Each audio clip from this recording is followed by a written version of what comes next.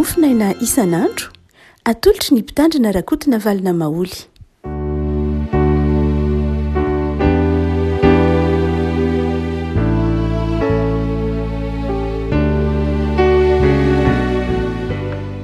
Ampefaliana avy no erabanantsika tratra ity alarobia fa iraika amin'ny telopolo volana desambra ity.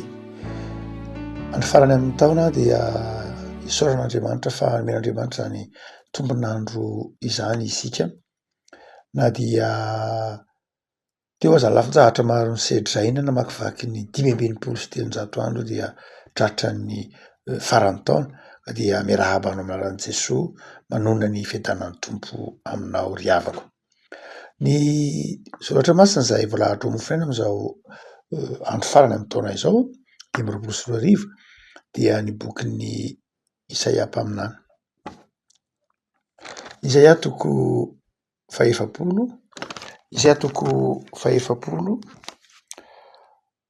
andininy fa fito amby roapolo ka atsahatra amin'ny andininy fa iraika amby telopolo. Isaia toko fahaefapolo andininy fa fito amby roapolo ka hatramin'ny fa iraika amby telopolo vakitsika amin'ny anaran'i Jesosy. Nahoana no miteny ianao ry Jakobo ary milaza ianao ry Israely io hoe miafina tsy hitan'i Jehovah ny lalako ary mielina tsy hitan'Andriamanitra ny rariny tokony ho ahy. Tsy fantatrao va? Tsy efa renao va? Fa Andriamanitra mandrakizay Jehovah izay namorona ny faran'ny tany, tsy mba mety ho reraka na sasatra izy io.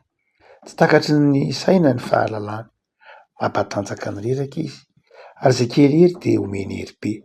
Na dia ny tanora farany aza dia ho reraka sy ho sasatra ary na dia ny zatovo aza dia mety ho tafitohina mafy.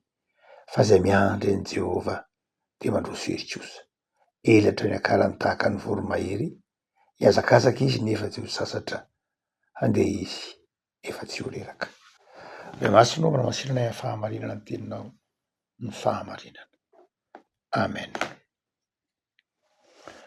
Rehavako misy fotoana eo amin'ny fiainan'ny olombelona na ahoana hametrahan'ny fanontaniana ny amin'ny fitondran'Andriamanitra ny fiainany. Mametra-panontaniana ny olona indrindra moa ny mpino resantsika eto, ny ahoana moa zany Andriamanitra ny hitondranao ny fiainako zany. Satria mifangaroharo anatin'ny fiainan'ny mpino ny mahafinaritra, ny manahirana, ny fanantenana, andraindray ary mety misy famoizam-po mihitsy rehefa ao anatin'ny ataontsika hoe zavatra sarotra toy ny famoizana havatiana, faharavam-pananana, fahatsoam-panantenana no lafin-jahatra maro samihafa. Ary mametra-panontaniana amin'ny hoe inona moa Andriamanitra no hevitry ny fitondranao ahy? Inona ny hevitro lalana hitondranao ahy zao?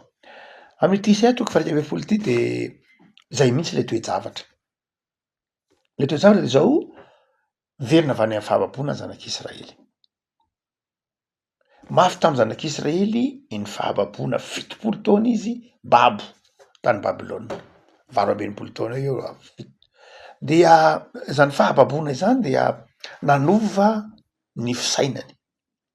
Nanova ny fisainany iorina bebe kokoa amin'Andriamanitra ny maro. Satria mihodina tamin'Andriamanitra izy nanompo sampy, nanao ny fihetsika fiainana ny fanoro tamin'ny sitrapon'Andriamanitra dia nentin'Andriamanitra ho babo tany Babilôna. Nisy ihany moa ny janona tao Palestina, nisy ny nandositra tany Egipta, izay nafaran'Andriamanitra manao hoe ny sitrapoko dia izao ianareo babo an'ny Babilôna. Izay babo an'ny Babilôna no avotra. Ireo ny sisa. Ny hafa kosa izay mieritreritra hoe ampiasa ny farany hitan-tsainy, ampiasa ny fahaizany mifandray aman'olona ka andositra any Egipta satria mana-namana any Egipta dia izao ho ripaka any Egipta izy. Fa izao izay makany Babilôna no avotra. Sarotra tamin'ny olona ny eritreritra tamin'izany fotoana izany manao hoe ho andevozina indray ve no avotra, satria Jeremia mpaminany efa nanazava an'io manao hoe mandehana makany Babilôna. Ekeo ny fandaharan'Andriamanitra, mandehana makany Babilôna. Fa zay ny sitrapon'Andriamanitra. Mafy manaiky ny lafin-javatra tahaka izany. Saingy nekeny ny zanak'Israely ho fantsiany zany rehefa dify elaela ilay fotoanan'ny fahababoana. Dia niova ny fijeriny fiainana ary niorina bebe kokoa tamin'Andriamanitra izy. ny bokyny Ezekela mpaminany de ahafantaratsika zany fifikirany fitodiany zanak'Israely tamin'Andriamanitra zany. Haitsika lay salamy malaza manao hoe raha manadino anao ao Jerosalema. Zany hoe tena mifikitra tamin'Andriamanitra ny zanak'Israely tany amin'ny fahababona. Tany raha teo naterahany ationa hoe sinagoga fitaovavahana zay natao tamin'ny sinagoga na toerana zay ivelan'ny tempoly. Fa rehefa afaka izy valo amby enimpolo taona fitopolo taona io de nampanantena Andriamanitra fa hiverina any amin'ny tany na any amin'ny tanàna zay nilaozana dia Palestina zanak'Israely. Mafy tany amin'ny fahababona satria rehefa babo tany zanak'Israely de nianatra tany de nisy nanan-karena tany, nisy niaina tany fitopolo taonako. Nisy mandraky ty ny androany ary moa dia misy any raha makany Iran tsika de zao mahita jiosy any Iran, misy jiosy maromaro any Iran izay tamin'ny andron'ny fahababona, tamin'ny andron'ny Nebokadnezara, tamin'ny andron'ny Persianina, tamin'ny andron'ny Kirosy dia niefanonona tany Iran mo Persa, iraniana mo Persa dia nionona tany izy ary mandraky ty ny androany de mbola misy reo jiosy reo zay tena jiosy miaina ny fomba jiosy, manao ny fivavahana jiosy saingy iranianina izy reo satria tsy nody izy tao aorianan'ilay fahababona. Rehefa tapitra le fitopolo taona de nisy zany fianakaviana vitsivitsy nijanona fa nisy kosa nody verina tany an-tanindrazana. Fa ny olona de zao tandrify ity isy atoky faefapolo ity. Rehefa niverina izy ireo de zao ametra-panontaniana izy. Inona ny zavatra miandry anay Andriamanitra any an-tanindrazana? Olana ny miandry any an-tanindrazana. Ary eo no mahatonga azy nametra-panontaniana hoe fa ahoana ny planinao Andriamanitra? Navelanao babo zahay, niteny-drazanay ara-very tatsika amin'ny bokin'ny Ezra rehefa nivakina ny lalàna de nitomany ny dradrandrana zanak'Israely. Nitomany izy, ny antony de zao tsy tadidiny intsony ny teniny. Fitopolo taona izy tany, tanànakavily zany, tsy tadidiny intsony ny teniny, tsy hay intsony ny teniny. De rehefa nivakina ny lalàna dia tamin'ny teny-drazany de tsy azony de nitomany izy. Hoy Ezra. Dradradradra nitomany zanak'Israely. Isan'izay ataontsika hoe rehefa niverina avy any amin'ny fahababona zany izy, very ny kolotsainany, tsy tadidiny intsony ny teniny, tsy tadidiny ny fombany, ary indrindrindrindra rehefa tonga tao amin'ilay tanin-drazana izy na ny taniny ary tsy tadidiny intsony. Am'izao andro antsika zao nge misy ny borne nisy ny kadasitra, misy ny GPS de azonao sary an-tsaina hoe iry le tanin-dranona, ry le tanin-dranona, ry ny tanin-drakoto, ry ny tanin-drabe. Fa zareo efa fitopolo taona ty aoriana miverina ny tanin-drazana savoritaka. Aiza le tanin-dranona teo, iza moa zany mipetraka tery sy ny sisa rehetra. Efa lova-tsofina sisa. Hany ka tsy maintsy namboarina, hany ka tsy maintsy nikorotana mihitsy le fiarahamonina ny tantaran'ny Nehemia de ahitantsika zany fahasairana Nehemia nandamina ny tanàna sy nandamina ny jiosy araka ny tokony ho izy avy any amin'ny fahababony zany. Tsy mora. Ary dia lasa niteraka adem-panataon'ny jiosy momba an'Andriamanitra manao hoe fa nahoana zay Andriamanitra de mandalo zavatsarotra tahaka zao? Fa nahoana nampandalovinao zavatsarotra tahaka zao zahay? Navelanao babo zay, ankehitriny miverina avy aty afaka miverina tanin-drazana indray zahay, manarina tanin-drazana zay le korotana ambony ambany, tsisy ninona raisina, tsy mifankatia ny jiosy, tsy mifankatia satria avy any amin'ny fahababona izy, tsy mahatadidy intsony izy any tany, ady fananana, nikorotana tanteraka lay mpiray tanin-drazana dia nitodika tamin'Andriamanitra izy. Anametraka fanontaniana tamin'Andriamanitra hoe ahoana Andriamanitra ny fomba hitondranao ny fiainanay? Inona ny dikany zao zavatra velanao lalovanay zao? Inona ny sitraponao? De mamaly Andriamanitra. Andindra fito amby roapolo zay mofinainantsika. Nahoana ianao no miteny Jakoba hoe tsy hitan'i Jehova ny lalako, na mielina tsy hitan'Andriamanitra ny lalany tokony ho ahy. Tsy fantatrao ve? Tsy renao ve? Fa Andriamanitra mandrakizay Jehova. Afaka malala ao anatin'ny fametrahantsika manana zo mihitsy tsika mitra-panontaniana amin'Andriamanitra ny amin'ny sitrapon'Andriamanitra. Fa izao raha metraka izany fanontaniana zany amin'ny sitrapon'Andriamanitra tsika ny amin'ny hoe inona ny sitraponao Andriamanitra dia ao anatin'ny finoana sy fahatokiana fa Andriamanitra de endry no ametrahantsika izany fanontaniana zany fa tsy ao anatin'ny fametrahana fanontaniana Andriamanitra hoe inona ty ataonao Andriamanitra ka ny meditsinan'Andriamanitra sanadriny vava fa afaka metraka fanontanian'Andriamanitra mihitsy isika saingy metraka fanontaniana ao anatin'ny finoana sy ny fahatokiana ary zay ny valitenin'Andriamanitra hoe afaka metraka fanontaniana angenao fa izao ambarako anao mamaly ny zanak'Israely Andriamanitra mandrakizay Jehova tsy hoe tsy hitan'Andriamanitra ny rary ny tokony anao fa hitan'Andriamanitra ny rary ny tokony anao avako malala ny afatr'Andriamanitra ary amin'ity taona amin'ny farana ity ho anao de zao tsy miafina amin'Andriamanitra akory ny rary ny tokony anao Andriamanitra mandrakizay Andriamanitra no zany de zao topazo mason'ny 5:30 andro idify anio mety misy zavatsarotra ny lalovana mety misy zava-manahirana ny sedray fa izao ny tenin'Andriamanitra afatr'Andriamanitra am'ty Isaia ty ho anao tsy miova Andriamanitra mandrakizay Jehova tsy takatry ny saina ny fahalalany miavako malala mahaiza misaotra an'Andriamanitra mety tsy takatsika ny fitondran'Andriamanitra namakivaky ity taona ity tany amin'ny voalohan'ny taona samy tsisy nanam-po zay nitika ny fitondran'Andriamanitra tamin'ity taona ity hoe samy mety be de be ny zavatra tsy nampoizitsika namakivaky ity taona ity teo amin'ny fiainantsika ara-panahy teo amin'ny fivelomantsika teo amin'ny fanompoantsika an'Andriamanitra mety ho teo amin'ny fiainam-piangonana mihitsy koa aza ary mety ho teo amin'ny andavanandro fiarahamonina koa aza mety be tsisy nanam-po be de be ny tsy nanam-po ahoana moa nabozatsika tokony ny fidondran'Andriamanitra tsy voatery haitsika tsy prie fa izao tany amin'ny fiandohan'ny taona isika rehetra de nametraka ny taona vaovao 5:24 teo ampelantanan'Andriamanitra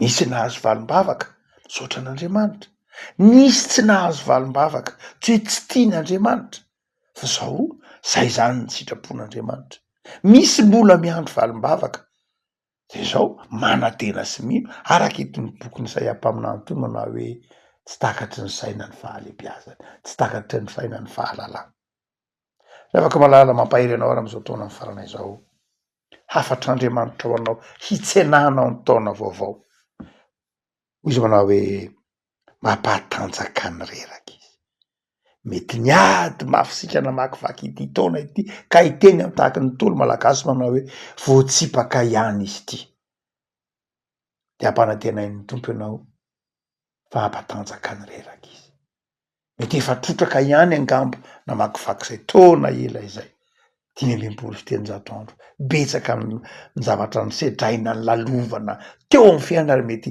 ho reraka aza de hiteny mihitsy vita ihany ty fa zao nafatry ny tenin'Andriamanitra miankina aminy amin'ny taona vaovao indray fa mampatanjaka ny reraka Andriamanitra zay avy zanana rehetra zay matoky fa teo akaikinao Andriamanitra nitondra anao namakivaky ity taona ity zay misy ho Paoly de zay ny sitrapon'Andriamanitra noho zany misaoran'Andriamanitra amin'ny zavatra rehetra aza reraka fa mampatanjaka ny reraka Andriamanitra fa nitoetsaina eto ny tompo tiano ny tompo anananao mpamaharana ny taona tsy hoe ny misaotra azy sy matoky azy fa mampatanjaka anao izy mety atao anatin'ny zavatra tsy takatry ny saina aza nitondrana ianao de ny faharoa dia hoy izy manao hoe ny miandry an'i Jehova de mandroso hery tsy hoe mampatanjaka ny reraka fotsiny fa mitombo hery mihitsy ny dikany hoe mitombo hery eto izao mitombo fikasana ny dikany hoe mitombo hery eto izao ianteran'ny hafa ny dikany hoe mitombo hery eto izao iankina ny mpiarabelona afaka malala saoran'Andriamanitra tapitra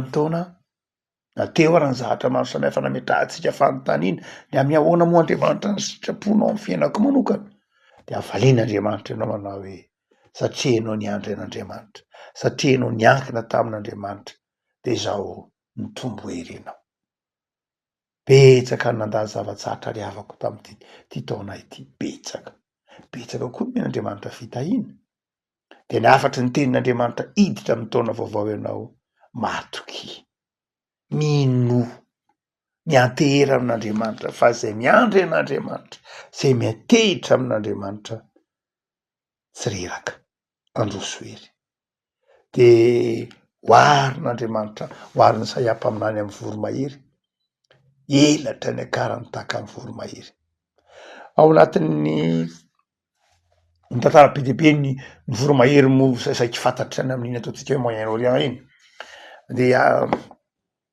dia rehefa mahita voromahery ny zanak'Israely de zao ny voromahery a misy biby zay biby tokana ihany ny ataotsika hoe manafika ny voromahery de ny goaika rehefa mahita voromahery izy dia vitany goaika ny mitsaingoka ny voromahery vitany goaika fa rehefa tsaingony goaika ny voromahery taingenany goaika mihitsy eo ambonin'ny voromahery tsy taitra mihitsy ny voromahery tsy taitra ny voromahery tsy mampaninona azy ny mahita ny voromahery mitsaingotsaingoka ny lohany sy le sy ro biby kely isan-karazany eo amin'isy lamosiny voromahery avelany fa ino no ataon'ny voromahery rehefa mitsaingoka azy ary nitaingina azy eo amboniny eo ny goaika miakatra ambony de ambony de ambony de ambony de ambony de ambony izy zay le teneny Saiam-paminany hoe elatra ny akarany tahaka ny voromahery miakatra ambony de ambony de ambony de ambony any amin'ny altitude ambony ny voromahery ary vao tafakatra ambonimbony de zao tsy zaka ny goaika ny altitude na ny avo mihitsana moramora izy daboka moramora miala satria sepitra tsy ampirivotry kely hery ny goaika ka na de mitaingina eo ambonin'ny voromahery ary izy de zao miataka moramora mitaraboka moramora zay le hoe elatra ny akarany tahaka ny an'ny voromahery afaka malala namakivaky ny taona 520 ty isika de zao elatra ny akarany itsenina ny taona vaovao aza varina am'izay mety ho ataotsika hoe fihetsiky ny goaika izay mety aza taitra am'izay mety ho ataotsika hoe karazana hery manelingelina anao manenjika anao mampahory anao lalanao izorana makivaky ny 420 elatra ny akarany aza reraka fa zao ny tompo mombanao miakara ambony any misondrota ambony any miala ho azy zay rehetra mety ho mankahalana ny zavatsarotra maro isan-karazany miataka ho azy miala ho azy fa mety eza hisondrotra mandrakariva amin'Andriamanitra miaraka amin'Andriamanitra elatra ny akarany ny filazany Saiam-paminany afaka malala sotran'Andriamanitra asika fa niaraka tamitsika Jesoa manome toko manao hoe zany mpiandry tsara no zany de mampahery anao hoe tsy hainany taona vaovao miteny Saiam-paminany io manao hoe zay miandry an' Jehova de mandroso ery de maharita matoky fa tsy ho reraka tsy ho sasatra ianao satria hitrotro anao Andriamanitra hitantana anao Andriamanitra ho Isaia eto hiazakazaka ianao fa tsy ho sasatra andehanao nefa tsy ho reraka dopo any ampaheronavako manara-pamaky vakina ny taona vaovao zay ho avy ho raisitsika amin'ny fifaliana ho tsy hanaitsika amin'ny finoana ary hisoratsika an'Andriamanitra iravakitsika tompo ampisoranao zay hanony amin'ny taona zay dify am'izao taona ny faranay zao mety nisy zavatra nampalahelo nataonay mifona aminao zay tompo mifona aminao ny zay mety rehetra nanafitohina koa ny namanay ka itomanao anay hamera eloka itomanao anay